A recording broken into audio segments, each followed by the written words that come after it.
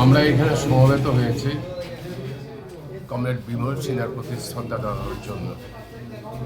ত্রিপুরার মানুষের কাছে এটা সবারই জানা যে 1998 সালে ঠিক আজকের এই দিনে 31শে মার্চ কমলপুরের আবাঙ্গা নদীর তীরে কমরেড বিমল সিনহা এবং তার ছোট ভাই বিদ্যুৎ সিনহা শহীদের নৃশংস গুলিতে আত্মবলিদান করেন।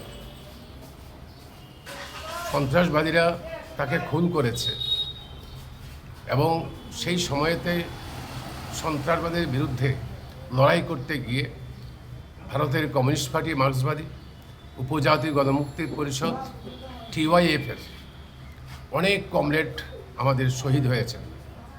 সাম্রাজ্যবাদের মদতপুষ্ট সন্ত্রাসবাদীরা উপজাতি এলাকায় CPM-কে নির্মূল করার স্বপ্ন নিয়ে, 7 বোনের ট্রাইবেল রাজ্য গঠন করার স্বপ্ন নিয়ে আমাদের রাজ্যে সন্ত্রাসবাদ কায়েম করে।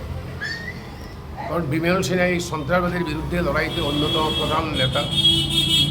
উনি আমাদের রাজ্যের জনপ্রিয় স্বাস্থ্যমন্ত্রী বামফ্রন্ট সরকারের যখন উনি খুন হন, কাজেই সন্ত্রাসবাদীদের হাতে কমরেড বিমল সিনহা, বিদ্যুৎ সিনহা নয়, শুধু ধর্মনগর থেকে সাবরুম পর্যন্ত আমাদের অসংখ্য কমরেডকে খুন হতে হয়েছে, রক্ত দিতে হয়েছে, বাড়িঘর ত্যাগ করতে হয়েছে, শহরে আশ্রয় নিতে বাধ্য হয়েছে।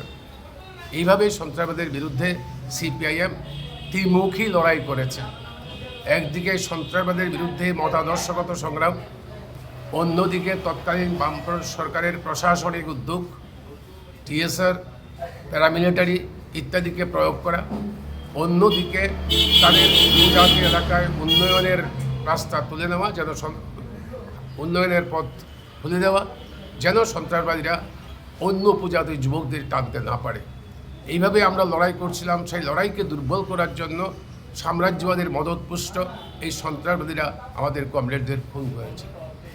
আমরা আজকের দিনে কমরেড বিমল সিনহাকে সম্মান জানাচ্ছি, শ্রদ্ধা জানাচ্ছি এবং সন্ত্রাসবাদীরা আজও তারা ইতস্তত বিক্ষিপ্তভাবে বিদেশের মাটিতে ঘাঁটি করে আজও এই সন্ত্রাসের বাতাবরণ তৈরি করবার চেষ্টা করছে।